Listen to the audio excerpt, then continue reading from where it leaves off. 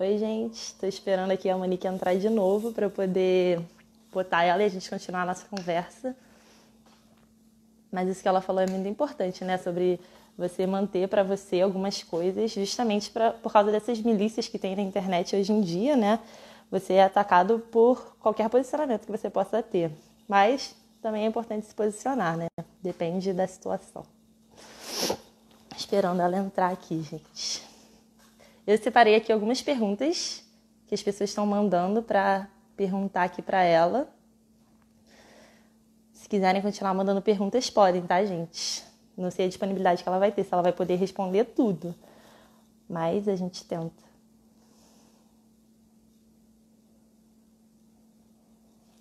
Ah, ela entrou. Vou botar ela aqui, gente. Oi, Monique.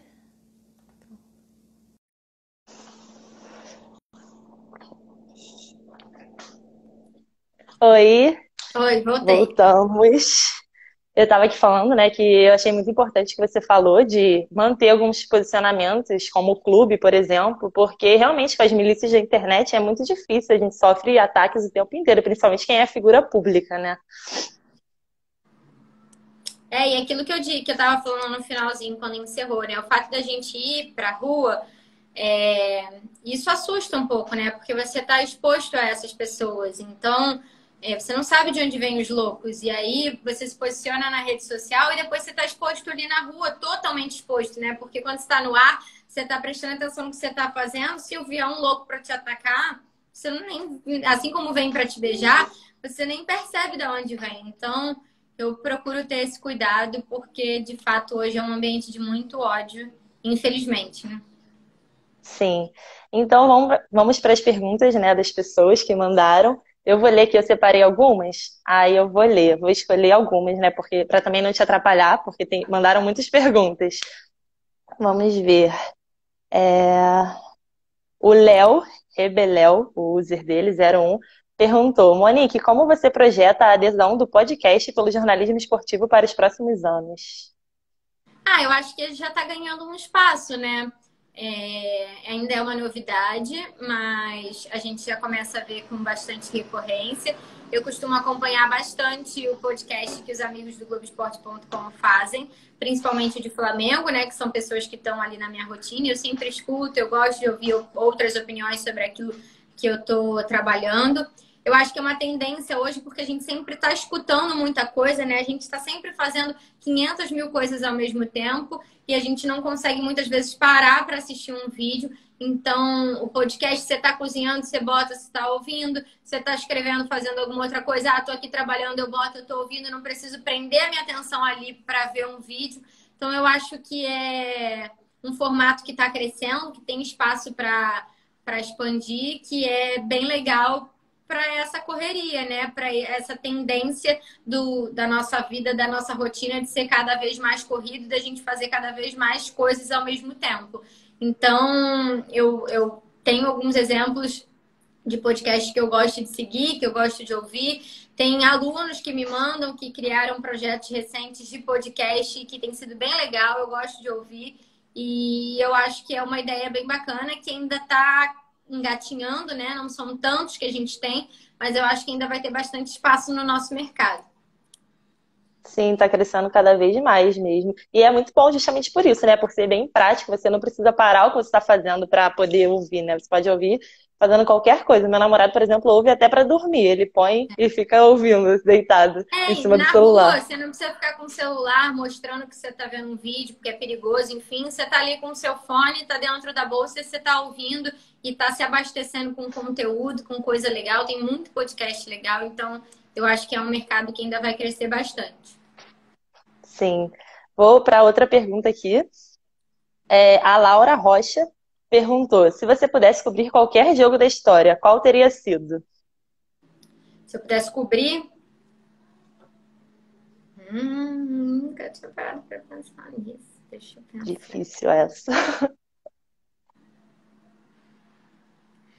Se eu pudesse ser mais velha, eu queria estar naquele Brasil e Alemanha lá, que o Brasil foi campeão do mundo. É que eu tava no 7-1, trocaria o 7-1 pelo título, pelo Penta do Pô, bem Brasil. melhor, né? Seria uma troca boa. É. Tá. A Laura Rocha também mandou outra pergunta muito boa. Quais atributos o jornalista tem que ter para cobrir eventos do porte de Olimpíadas e Copa do Mundo? Olha, eu acho que. Deixa eu pensar. Eu não vou nem dizer que você precisa ter muita experiência, porque eu fui jovem para algumas dessas competições, né? Então, não é uma coisa assim, tem que ter experiência, tem que ser uma pessoa bem mais madura na profissão e que já tenha anos de experiência para cobrir uma Copa, uma Olimpíada. Isso não é uma regra, né? E eu tive a chance de fazer coberturas como essas bem mais jovem. Então, acho que essa questão da experiência não é primordial. O que eu acho é que você tem que ter envolvimento com aquele esporte que você está cobrindo, você tem que se destacar naquilo que você faz, ser competente. Hoje em dia, provavelmente você vai ter que ser um jornalista multiplataforma, vai ter que saber fazer um pouquinho de tudo, porque essas coberturas normalmente são coberturas longas, fora do Brasil. Então, as equipes são mais enxutas, o trabalho é muito grande, você acumula funções. Então, certamente, para você fazer uma cobertura como essa, o ideal é que você seja um profissional que saiba fazer o máximo de coisas, que possa produzir conteúdo para vários tipos de plataforma, ter conhecimento sobre aquela modalidade, sobre aquele esporte, aquele assunto que você vai acompanhar.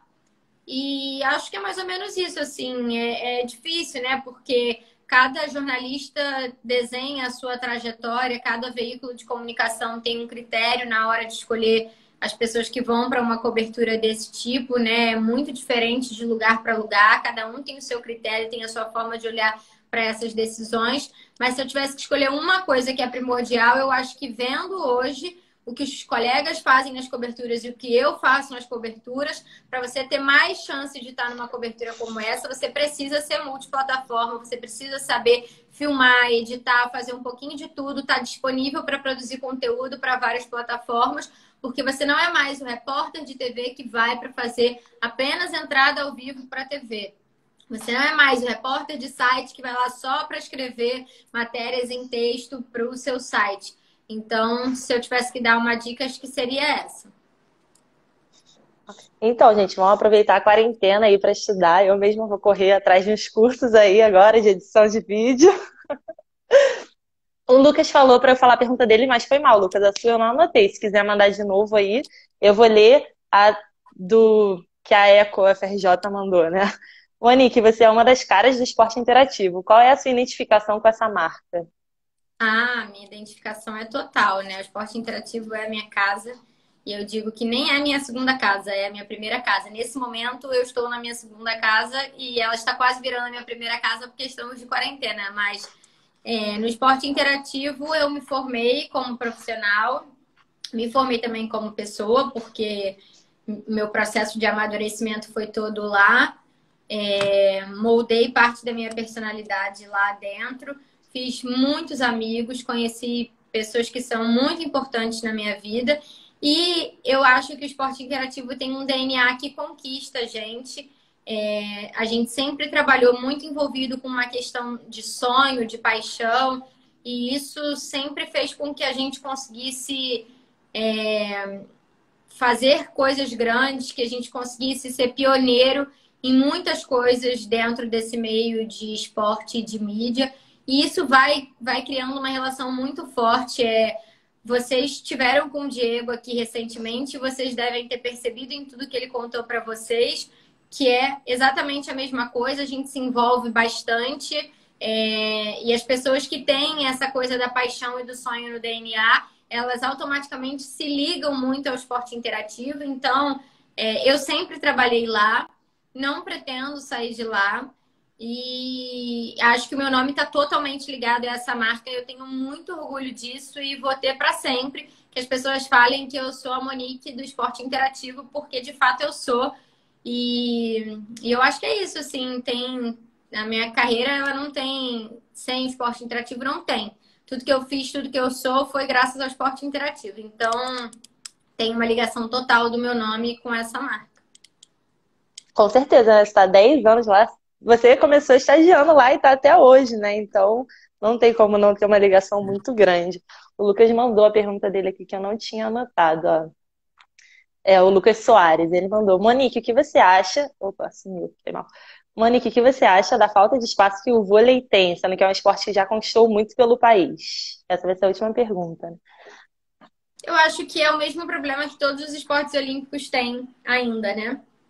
Infelizmente, o futebol tem muito mais espaço no nosso país do que todos os esportes olímpicos, mesmo aqueles muito vencedores, mesmo o vôlei, que já ganhou muito, mesmo o futebol feminino, que é também futebol e que é um esporte também muito vencedor, também não tem o espaço que o futebol tem por uma questão cultural, né? Eu acho que se a gente fizer uma enquete aqui, a maioria vai preferir assistir futebol que assistir outros esportes, né? Infelizmente é uma questão cultural ainda, eu acho que passa muito por isso. É claro que o esporte ser vencedor, ele traz audiência e tudo que envolve Brasil, envolve medalha, traz audiência, né? Então, é claro que se o Brasil estiver brigando por uma medalha num Mundial, numa Copa do Mundo, numa Olimpíada, num Grand Prix de vôlei, as pessoas vão parar para assistir, porque envolve Brasil, envolve medalha, as pessoas param para assistir. Mas, tirando isso, assistir um campeonato de vôlei, uma Superliga feminina, masculina, se for uma final, tem um apelo, mas não faz parte da cultura num todo, né? É uma cultura ainda muito de futebol. Então, acho que passa muito por isso, né? Por um desenho do que é a sociedade, do que é a nossa cultura no Brasil, assim como outros países, tipo na Dinamarca, o handball é muito forte, passa na televisão, as pessoas assistem handball e não assistem tanto futebol quanto o handball. O handball é o primeiro esporte do país e passa em todos os canais de televisão, todas as competições, porque é uma coisa da cultura deles, não é da nossa, né? Então, acho que é um paradigma difícil de quebrar porque está enraizado na nossa cultura. Acho que é um pouquinho isso. Sim, você falou que, né, a nossa cultura é muito de futebol, mas infelizmente não é tanto de futebol feminino, né? O futebol feminino ainda fica muito deixado de lado. Inclusive, foi mal, eu tinha falado que era a última pergunta, mas é uma pergunta rapidinha. O futebol, os esportes femininos, né, são vistos como menores por vocês também, jornalistas? Eu acho é difícil responder, mas quase todos os esportes masculinos acabam tendo uma cobertura maior, mais espaço. Se a gente, eu tô parando para pensar aqui agora. É claro que quando o feminino ganha título e o feminino é superior ao masculino, eu acho que tem esse reconhecimento, sabe? Porque se a gente for botar hoje um jogo da seleção feminina ou da masculina de handball, com certeza da feminina vai ter mais procura, porque o Brasil já ganhou um ouro no Mundial no feminino e a seleção masculina não é tão competitiva quanto a feminina. Se a gente for hoje assistir um jogo da seleção de vôlei feminina, acho que vai ter o mesmo apelo que a masculina, porque são duas seleções muito vencedoras. Se a gente for ver uma disputa de natação com as atletas do Brasil femininas e as mulheres e os homens na natação, eu acho que vai ter muito mais apelo à natação masculina, porque o Brasil tem uma tradição de ganhar mais medalhas, teve grandes campeões na natação no masculino. Então, acho que passa muito por isso. Não é uma questão só de ser a mulher ou ser o homem e o esporte no feminino não interessa. Porque a gente tem a Rafaela Silva no judô, que ganhou a medalha que foi espetacular, a Sara, que foi campeã olímpica em Londres, foi espetacular, e eu acho que a Sara teve o mesmo espaço que o Zanetti teve, ganhando a medalha dele de ouro na ginástica, a Sara ganhando a dela no judô, e os dois tiveram o mesmo peso, e um é homem e o outro é mulher, e aí falando de esportes individuais. Eu acho que passa muito por isso, pela conquista, né? E acontece que em algumas modalidades o Brasil é muito vencedor entre os homens e entre as mulheres não ganhou uma medalha, mas durante muito tempo no atletismo se tinha um olhar muito para a mulher, por causa da Malrin, depois por causa da Fabiana Murer, da possibilidade da medalha que a Malrin ganhou. E aí, na última Olimpíada, o Thiago Braz ganhou a medalha e ele teve o espaço dele, mas sempre que se falava de atletismo, se falava muito em assistir a Malrin e assistir a Fabiana. Então, acho que passa mais ou menos por aí, né? Pela questão da conquista. Na nossa cultura, é muito aquilo que eu falei: Brasil e medalha, as pessoas querem muito ver, e eu acho que é mais ou menos assim que funciona. Para finalizar, então, eu queria que você desse uma dica uma palavra de incentivo, não sei, de apoio para nós, estudantes de jornalismo, né, que ainda estamos no inicinho da jornada, né, que buscamos fazer coisas tão grandiosas quanto você fez, né? Principalmente para as meninas que querem jornalismo esportivo. O que eu posso dizer para vocês é que o primeiro passo é sonhar, que sonhar é de graça, não custa nada, então a gente tem que sonhar sim, que a gente sonhar com o que a gente quer fazer, com o que a gente quer realizar, com o que a gente quer cobrir e acreditar, se preparar. Eu sempre falo muito isso, se preparar para quando a oportunidade aparecer. Não importa se você é homem, se você é mulher, se você é jovem, se você é mais velho, você tem que ser capacitado para aquilo. Então, quando a oportunidade aparecer, você tem que estar preparado. Então, estude, se prepare, sinta que você é o melhor naquilo que você faz, que é o melhor que você pode fazer naquilo, para quando a oportunidade aparecer, você está pronto. Tem espaço para os homens, tem espaço para as mulheres. Temos muitas mulheres exemplos de que é possível realizar nessa profissão. E o que eu posso dizer é continuem, porque é uma profissão encantadora, apaixonante e muita gente entra na faculdade, às vezes, em dúvida, tem questões, porque não sei se vou ser jornalista, é uma profissão que talvez não remunere tão bem quanto outras. É uma profissão apaixonante. Se vocês gostam, continuem, porque com certeza vocês vão ser muito realizados profissionalmente. E uma última dica também, que não é uma dica, né? É um convite.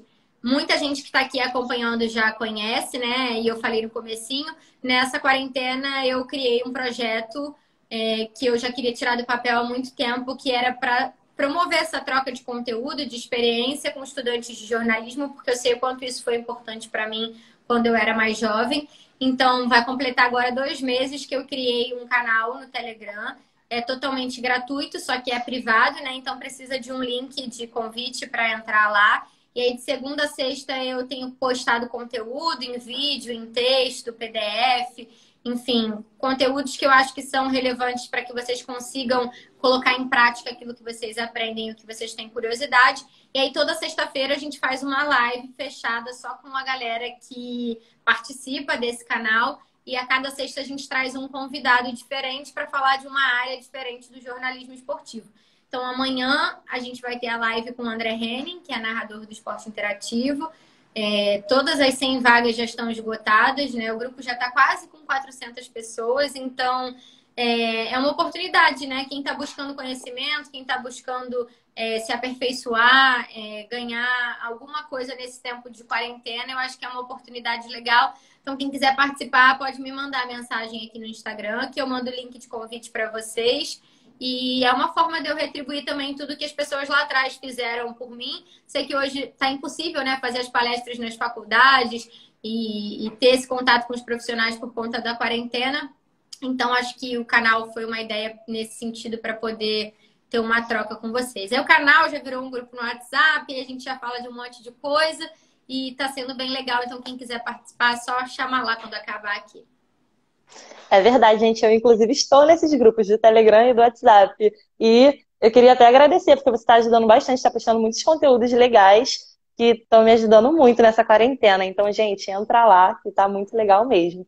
Muito obrigada, Monique. Eu amei. Eu poderia conversar com você durante horas e horas ainda. Mas espero que no futuro a gente se encontre aí nos campos da vida, nos gramados, e a gente possa conversar mais. Mas muito obrigada. Foi muito esclarecedor. Imagina, Lu, obrigada. Eu que agradeço o convite de vocês. Foi um prazer. Sempre que vocês precisarem, é só chamar. Tomara que isso passe logo, que a gente possa fazer um encontro presencial e falar mais, trocar mais experiência, que quem sabe eu possa levar vocês para conhecerem um pouquinho do dia a dia, ou que seja lá no esporte interativo, ou na rua, né, para acompanharem um pouquinho do que a gente faz. Mas contem comigo para o que vocês precisarem nesse período. Foi ótima a entrevista, você está no caminho certo. Te desejo sucesso, que você consiga realizar esse sonho também. E no que precisar, é só contar comigo. Ai, eu vou ficar toda boba com esse elogio agora. Muito obrigada. Muito obrigada mesmo por tudo, pela live, pelo grupo, por tudo que você faz para ajudar todo mundo que sonha, né, em ter uma carreira tão boa quanto a sua. Obrigada pelo convite, estou à disposição. Quem não teve a pergunta respondida ou quiser trocar ideia, tirar qualquer dúvida, é só mandar mensagem lá no Instagram. Às vezes eu demoro um pouquinho, mas eu sempre respondo.